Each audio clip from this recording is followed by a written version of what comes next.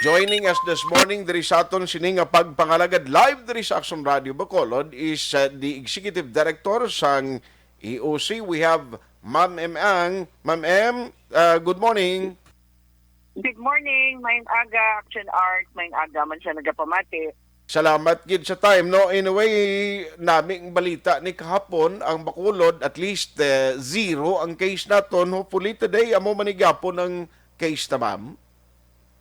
Well, actually, may ara kita anom ka cases today. Kahapon, 0 kita, but we have 6 cases today. Okay.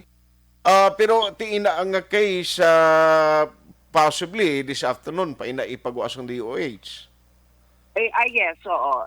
Karon sa subong na i-take up sang DOH, may resulta na sang kagabi nga mga reports sang aton mga molecular laboratories.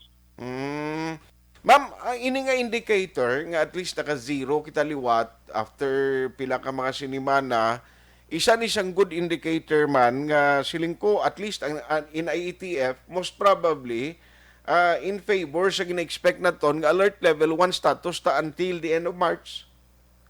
Yes, that's for sure. Kaya na-maintain taman yung Action Art ang 1 big na case per day for the last, since March 1, sugod sang nag-alert level 1 kita, nugbo man lang kayong cases ta, may 1, 2, naka-0 na kita. Subong man lang gani ang pinakataas na naman ang anom ka cases. So at least medyo tulutaway. Pero ma'am, mag-update ko ay itong last weekend, bala o kung last part 4 sang ginpatigayon nga national vaccination, kamusta ang results sa to? Nalabot ang expectation or expected numbers sang vaccinees? Well, ang ato niya nga expected turnout more or less na-reach naton kag amo man gyapon ang turnout. Action Art kay as I have explained before na ang ato niya ti everyday aggressive man yang kampanya sa gyapon sa vaccination. Kag daw naubos na ang tanan nga mga willing magpa-vaccinate. Action Art, except those na mga 5 to 11 years old. So far, ang mga siguro ang wala na lang gid mabakuna, ang hindi gid magpabakuna, Action Art. As a matter of fact, 133% kasi ito sa aton target population. That's a very high number. That's the highest in Western Visayas. One of the highest, gani guro in the whole country, ang aton vaccination rate, no, ang aton accomplishment diri sa Bacolod City. And in fact, kung i-compare mo sa iba nga mga LGU sa palibot, mataas siya kayo ang aton accomplishment sa vaccination. So, wala man kita nakabahala, although hindi sila nga ang turnout sa mga nagpabakuna sa National Vaccination Days Part 4, hindi gid pareho sa previous naton nga mga National Vaccination Day, simply because halos na nakapabakuna na, halos kalabanan nga gusto magpa-booster, nakapa-booster dose na. So amo na ngaton benchmark abi Action Art ang supposed to be ang target gidya for NVD4. Kagti pareho siya sa 5 to 11 since nga limited man lang ang supply ng ginapadala sa aton sa vaccine na ubos ito gani gurong 5,000 ba may no? Yes, so ang nakulang na naman ang aton. Actually, dira kita kulang subong sang bakuna ang pediatric nga 5 to 11 years old na vaccine. Sa gahulat pa kita nga may maabot liwat kay kadamo pagid sa mga parents nga nagka-contact sa aton nga gusto nga mapabakunahan nila kabataan. However, wala na kita gid sang nabilin na vaccine subong para sa amo na nga age group. Pero ang the rest of the population niya kumpleto pakita gyapon Action Art para sa ibalo ang aton umuluyo kumpleto kita sa tanan nga vaccine brand na pwede gid sila kakadto anytime, any day sa aton mga vaccination center. Why man update ma'am from National Vaccination Operations Center and mga possibly next schedule of delivery ng vaccine for 5 to 11? As of now, wala pa Action Art. Waiting pa kita tanan. Like the rest of the country, pareho man sa iba nga mga local government units nga nagahulat man kay kulang ang aton supply sang bakuna para sa mga kabataan.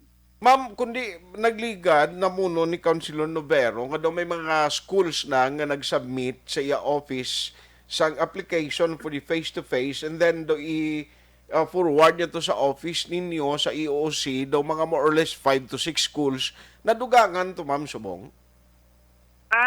Actually, ang sa mga private schools, damo, even institutions of higher learning, no, mga college, naga-apply. At the same time, hindi lang face-to-face, iban pagid nga mga activities like face-to-face nga graduation, amo na subong ang gina-apply naman, damo da kami request na mga eskwelahan ma-face-to-face graduation.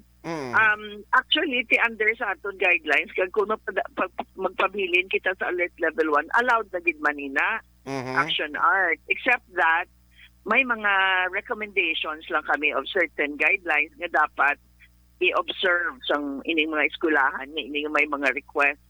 At the same time, mas mayo gid nga nakabalo kami sa EOC para ma-monitor namon ining mga events. Okay. So at least inaaktuhan magro within this March no sang EOC kung ma-discuss especially sa mga medical expert nga member dira. Actually, action art, ang mga request as they come, dina-deliberate na namon kada aga ang mga request. Ang na-deliberate na namon, may mga reply na kami action art. So may mga approvals na kami nga na-issue. Okay. Ma'am, ipalabot ko lang sa imo nga information kay sa PIO, sa mga post ninyo sa PIO. May mga nag-comment, nag-question di siya kay gapamangkot kung may AstraZeneca vaccine. Kay last time ko pag second dose nila, expired na ang vaccine. Siling ko ay man nakakaubos man pero may vaccine. Di may mga nag-expire man, ma'am? As of now, ang aton vaccine sa AstraZeneca, nag-hold kita, ginpa-hold naton ang delivery. Amo na ang rason nga wala kita sang AstraZeneca sang nagligad pero supong may ara na. Nagpa-hold kita sang delivery kay i-deliver nila sa aton action art.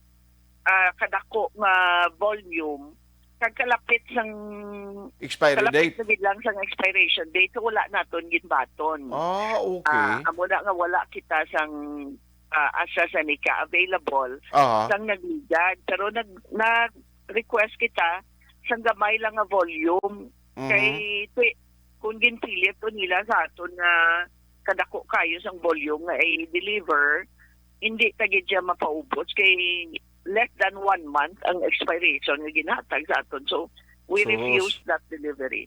So, bali hindi na yung gin-purchase ng city? Kompleto na kita. Bali hindi na yung gin-purchase, ma'am, na sa city, no ginpadala niya from the Invoke?